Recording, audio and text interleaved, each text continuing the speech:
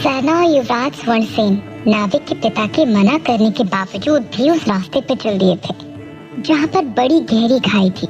शाम का वक्त हो चुका था, लेकिन सरना और युवराज रुकने का नाम ही नहीं ले रहे थे। एक तरफ खाई थी तो दूसरी तरफ ऊंचे ऊंचे पहाड़ थे। सरना और युवराज धीरे धीरे आगे बढ़ रहे थे, लेकिन उन्हें नहीं पता था कि आगे एक नई चुनौती उनका इंतजार कर रही है। पहाड़ों से गिरते हुए बड़े बड़े पत्थर उनके ऊपर आकर गिरने लगे, जिससे सरना ने अपना संतुलन खो दिया और वो खाई में फिसलकर गिरने लगी। सरना के मुंह से एकदम से चीख निकल पड़ी। युवराज ने भी उसे पकड़ने की कोशिश की। वो जैसे ही उसका हाथ पकड़ने वाले थे, एक बार फिर से एक पत्थर आया, जिससे युवराज और सरना दोनों दूर हो गए और वो पत्थर गिरकर सीधे खाई में जाकर टूट गया। सरना का हाथ छूटने की वजह से युवराज सरना से दूर हो गए थे। उनका पूरा चेहरा पसीने से तर हो चुका था, लेकिन फिर भी युवराज ने अगर आप इस चैनल पर नए हैं तो FM स्टोरी 64 को सब्सक्राइब जरूर करें। नहीं मानी और सरना को पकड़ने के लिए आगे बढ़ी, लेकिन अब सरना उन्हें दूर दूर तक दिखाई नहीं दे रही थी। ये देखकर युवराज का पूरा शरीर ठंडा पड़ने लगा। उन्होंने कांपते हुए स्वर में कहा, सरना को हमने खो दिया। यह एहसास होते ही युवराज चीख चीख कर चिल्लाने लगे और उस खाई की तरफ देखने लगे। नहीं, ऐसा नहीं हो सकता। सरना, सरना तुम्हें हम नहीं खो सकते सरना। लेकिन खाई में कुछ भी दिखाई नहीं दे रहा था, क्योंकि पत्थरों के गिरने की वजह से वहाँ चारों तरफ धूल ही धूल थी और युवराज के चिल्लाने की वजह से पत्थरों से टकराकर आवाज चारों तरफ गूंज रही थी। युवराज वहीं खाई पर ही असहाय होकर रोने से लगे और भावुक होते हुए कहते हैं, ये हमसे क्या हो गया? तुम तुम्हें नहीं बचा पाए सरना। हमने तुम्हें खो दिया। कैसे तुम्हें खो दिया हमने? तुम ही तो हमारी ताकत थी। तुम्हारी वजह से ही हमें बल मिलता था। तुम हमारा विश्वास थी सरना। नहीं नहीं, मैं तुम्हें नहीं खो सकता। ऐसा कहते हुए युवराज एक बार जितनी उनके अंदर ताकत थी उस ताकत से चिल्लाते हुए कहते हैं, सरना मैं तुम्हें नहीं खो सकता। सरना वापस आ जाओ। सरना वापस आ जाओ। युवराज उसी रास्ते पर असहाय होकर किसी मृत शरीर की तरह पड़े हुए थे। उनका हाथ वहीं हवा में लटक रहा था और वो रो रो कर उसी खाई की तरफ अपलक देखे जा रहे थे। अगले ही पल उनके पास में एक हाथ खाई की तरफ से नीचे से ऊपर की ओर आता हुआ दिखाई दिया। हाथ पूरी तरह खून से लथपथ था। उस हाथ को देखकर युवराज तुरंत उठकर बैठ गए। उनके चेहरे पर गंभीरता छा गई। उन्होंने झांक कर देखा तो सरना खाई से ऊपर चढ़ने की कोशिश कर रही थी। वो जैसे तैसे वहां तक पहुंच गई थी, लेकिन उससे ऊपर वहां नहीं आया जा पा रहा था। गिरने की वजह से उसके सिर पर चोट लगी थी, जिसकी वजह से काफी खून बह गया था और उसका पूरा चेहरा खून से लथपथ था। उसके हाथ खरोंच की वजह से घायल हो गए थे और उनसे भी रक्त निकल रहा था। लेकिन युवराज ये देखकर खुश हो गए। वो कहते हैं, सरना तुम जीवित हो सरना। कहते हुए वो तुरंत सरना का हाथ पकड़ते हैं और उसे ऊपर की तरफ खींचने की कोशिश करने लगते हैं। अगले ही प्रयास में सरना ऊपर आ जाती है। युवराज उसे तुरंत गले से लगा लेते हैं और प्रेम भरे स्वर में कहते हैं, हमें तो लगा था हमने तुम्हें हमेशा हमेशा के लिए खो दिया सरना। ऐसा लग रहा था एक पल के लिए हमारे शरीर से हमारी आत्मा चली गई हो। जब युवराज से दूर होते हुए सरना ने दर्द भरे स्वर में युवराज से कहा, अभी हमें कुछ नहीं हुआ है युवराज। बिना देवी आम्रपाली को ढूंढे हम इतनी आसानी से नहीं मर सकते। निश्चिंत रहिए। जब तक सरना बोल रही थी तब तक युवराज ने अपनी कमर में बंधे एक कपड़े को फाड़कर सरना के माथे पर बांधा, ताकि सिर पर लगी चोट से जो रक्त बह रहा है वो बंद हो जाए। लेकिन सरना की बात सुनते ही युवराज सरना पर क्रोधित हो गए और कहते हैं, हम जानते हैं कि आम्रपाली को ढूंढना अत्यंत आवश्यक है, लेकिन जब जीवित रहेंगे तब ना। देखो ना, तुम्हारे एक कदम आगे बढ़ाते ही तुम खाई पर थी, इसलिए हमारी बात मानो। अब हम इसके आगे नहीं जाएंगे, हम जंगल वाले रास्ते से जाएंगे। लेकिन सरना तो पीछे हटने वालों में से नहीं थी। उसने भी दृढ़ निश्चय से भरी आवाज में कहा, युवराज हम बीच रास्ते में वापस नहीं लौटेंगे जब तक हम इस रास्ते को पूरा देख न लें और ये सुनिश्चित न कर लें कि देवी आम्रपाली इधर नहीं है। हम अब वापस नहीं लौटेंगे। यदि आपको हमारे साथ नहीं आना है तो कोई बात नहीं, हम अकेले ही जा सकते हैं। इतना कहकर सरना एक बार फिर से आगे की तरफ बढ़ने लगी। उसे जाते हुए देखकर युवराज के पास कोई दूसरा विकल्प बचा ही नहीं था। वो मन में कहते हैं, इससे रोकना असंभव है, लेकिन यहाँ कोई भी रास्ता खतरे से खाली नहीं है। हमें साथ में ही चलना होगा। ऐसा सोचकर युवराज भी सरना के पीछे चल दिए।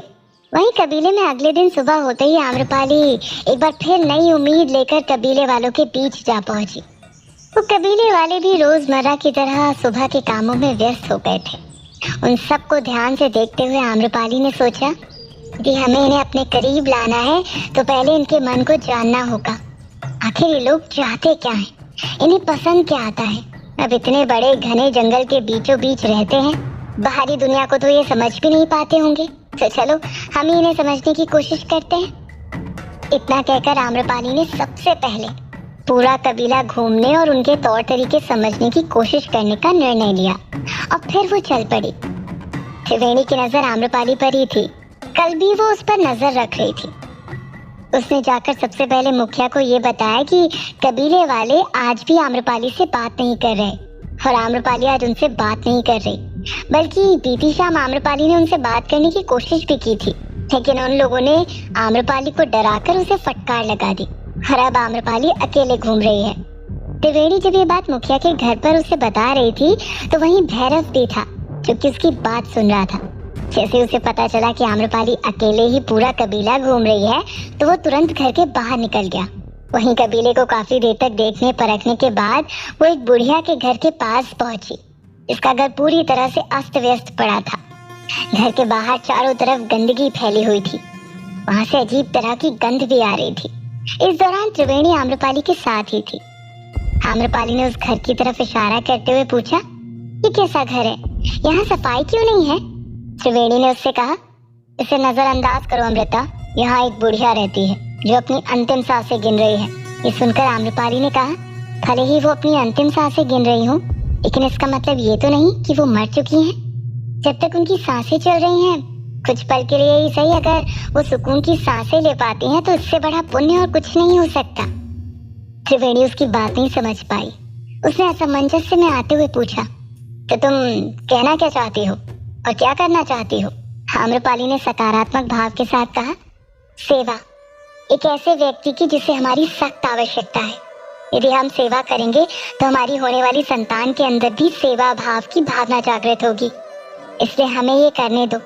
वैसे भी हमें उस बूढ़ी औरत से क्या परेशानी। आम्रपाली जब उस घर के पास गई तो उसने देखा कि घर के दरवाजे के ठीक सामने एक बूढ़ी औरत खांसते हुए पड़ी थी। उसकी तबीयत बहुत ज्यादा खराब थी। उस औरत के समीप जाते हुए आम्रपाली ने विनम्र स्वर में कहा, काकी, यहाँ सफाई नहीं होगी तो आपकी तबीयत और ज्यादा खराब हो जाएगी, इसलिए हमें अनुमति दीजिए कि हम यहाँ सफाई कर सके। त्रिवेणी वहीं खड़ी थी। वो देखना चाहती थी कि वो बूढ़ी औरत आम्रपाली से किस तरह से बात करती है। उस काकी ने भी अपनी बीमार हालत में होते हुए आम्रपाली को दूर भगाने की कोशिश की, लेकिन आम्रपाली कैसे रुक सकती थी भला? उसे शुरुआत कहीं से तो करनी थी। इसलिए उसने काकी को नजरअंदाज कर उनके घर के किनारे पर पड़े झाड़ू को उठाया और आसपास सफाई करने लगी। आम्रपाली को जबरदस्ती काम करते हुए देखकर बूढ़ी उसे रोकने की कोशिश करती रही और उसे डांट लगाती रही, लेकिन आम्रपाली तब तक नहीं रुकी जब तक उसने पूरी सफाई नहीं कर दी। बुढ़िया का व्यवहार आम्रपाली के प्रति देखकर त्रिवेणी ने खुद से कहा, ये बुढ़िया आम्रपाली को कुछ नहीं बताएगी, क्योंकि उसे तो पता ही नहीं कि मुखिया ने आम्रपाली को यहाँ रोका क्यों है। तो हम यहाँ खड़े होकर सिर्फ अपना समय बर्बाद कर रहे हैं, जाकर हमें दूसरा काम करना चाहिए। ऐसा सोचकर त्रिवेणी वहां से चली गई। उसके जाने के बाद आम्रपाली और भी ज्यादा मन लगाकर काम करने लगी।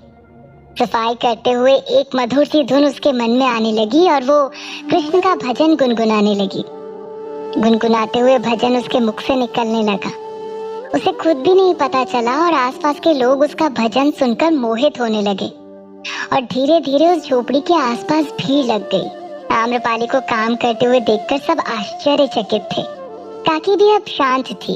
आसपास लोगों की भीड़ इकट्ठा हुआ देखकर आम्रपाली का मनोबल अब बढ़ने लगा।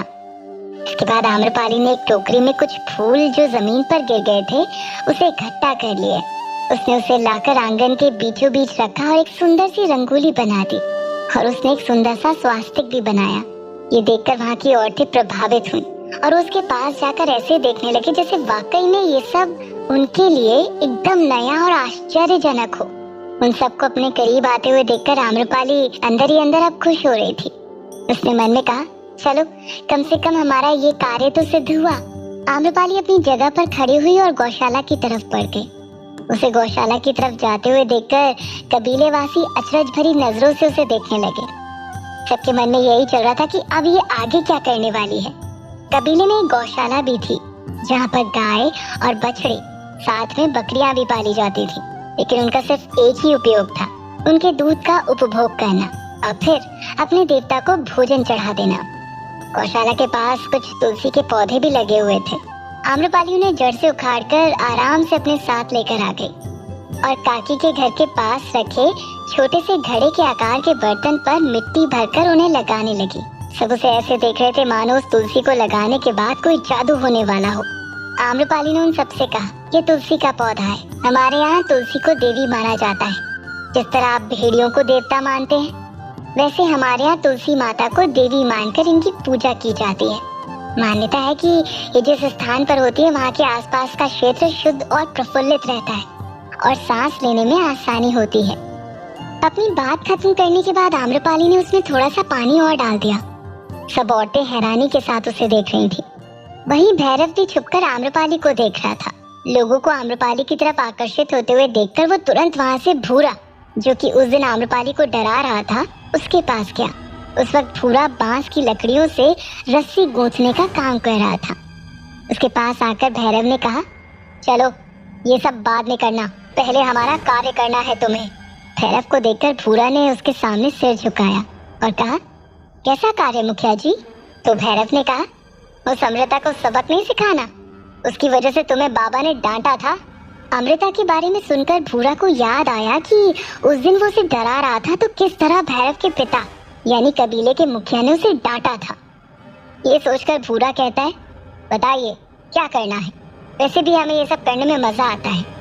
तब भैरव ने कहा, यदि अमृता को सबक सिखाना है तो हम उसके साथ इस कबीले में कुछ नहीं कर सकते। उसे कबीले से बाहर की तरफ ले जाकर सबक सिखाना होगा, क्योंकि बाबा को पता चला तो वो हमें दंड दे देंगे। भूरा ने दुविधा भरे स्वर में पूछा, ऐसा क्यों? आपको किस बात का डर? आप तो मुखिया के पुत्र हो और हमारे होने वाले मुखिया भी। भैरव कुछ विचार करते हुए कहता है, नहीं, बाबा ने सख्त निर्देश दिए हैं कि अमृता के साथ कुछ भी गलत नहीं करना है जब तक कि वो आदेश न दे दे। ऐसा क्यों कहा मुखिया जी ने? ऐसी कौन सी बात हो गई? भूरा ने आश्चर्यचकित होते हुए पूछा। तो भैरव ने गंभीर स्वर में कहा, ये तो मुझे भी नहीं पता नहीं क्यों उन्होंने अमृता को अपने सिर पर चढ़ा कर रखा है। आज तक तो उन्होंने किसी भी बाहरी इंसान को जीवित नहीं छोड़ा, लेकिन इसे न जाने क्यों उन्होंने अब तक जीवित रखा हुआ है। मुझे तो वो स्त्री बिल्कुल भी पसंद नहीं। तो भूरा ने कहा, मुझे भी, उसकी वजह से मुझे मुखिया जी ने डांटा। तो भैरव ने कहा, उसकी चिंता तुम मत करो, अभी इस अमृता को हमारे सामने सिर झुकाना ही होगा जिसने हमारा अपमान किया है, और उस अपमान का दंड तो देना ही होगा। तो भूरा ने कहा, अवश्य, आप उचित कह रहे हैं मुखिया जी। तो फिर बताइए क्या करना है? तो भैरव ने तुरंत कहा, चलो सबसे पहले सुनिश्चित करते हैं उसे हम कहाँ लेकर जाएंगे और वहाँ उसे अपने जाल में फंसा लेंगे। भैरव भूरा को लेकर वहाँ से निकल गया। आखिर क्या करने की सोच रहा था भैरव आम्रपाली